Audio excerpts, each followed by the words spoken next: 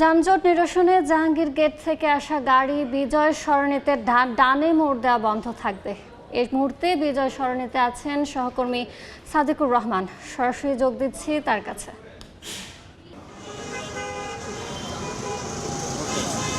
দেখা গেছে যে আসলে যেসব রাস্তার মোড়ে যানবাহনের চাপ একটু বেশি সেসব জায়গায় কিন্তু চিহ্নিত করে সেসবের একটি পথ অর্থাৎ একটি রাস্তা কিন্তু বন্ধ করে দেওয়া হয়েছে। সেদিক দিয়ে টার্ন করা অর্থাৎ মোড়ের একটি রাস্তায় বন্ধ করে দেওয়া হয়েছে, যেদিক দিয়ে চলাচল করবে যানবাহন।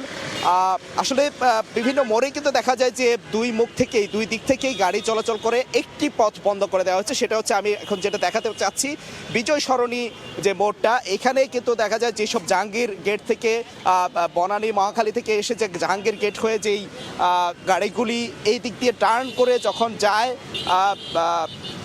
ধানমন্ডি সহ বিভিন্ন এলাকায়, সেই জায়গাগুলিতে আসলে দেখা যায় গাড়ির চাপটা একটু বেশি থাকে এবং এখান থেকে টার্ন করার সময় দীর্ঘ সময় এখন যেই গাড়িগুলি যেদিক দিয়ে আসতেছে দেখতে পাচ্ছেন এই গাড়িগুলি কিন্তু বন্ধ থাকে।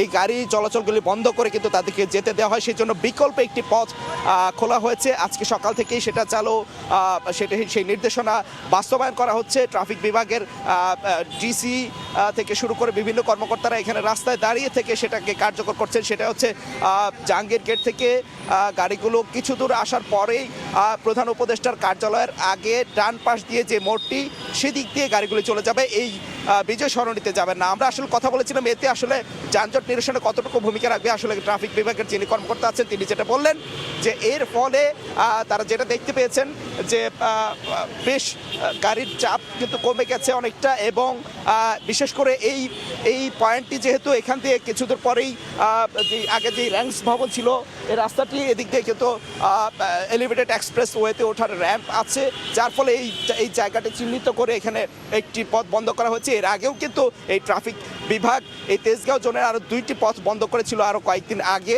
এরকমভাবে চিহ্নিত করে পর্যায়ক্রমে কিন্তু বিভিন্ন রাস্তায় এইভাবে যানজট নিরসনের লক্ষ্যে কিন্তু একটি পথ বন্ধ করে দেওয়া হবে। এই ছিল এখান থেকে সবশেষ তথ্য। বিজয় সরণি থেকে সরাসরি যুক্ত হয়েছিলেন সহকর্মী সাদিকুর রহমান।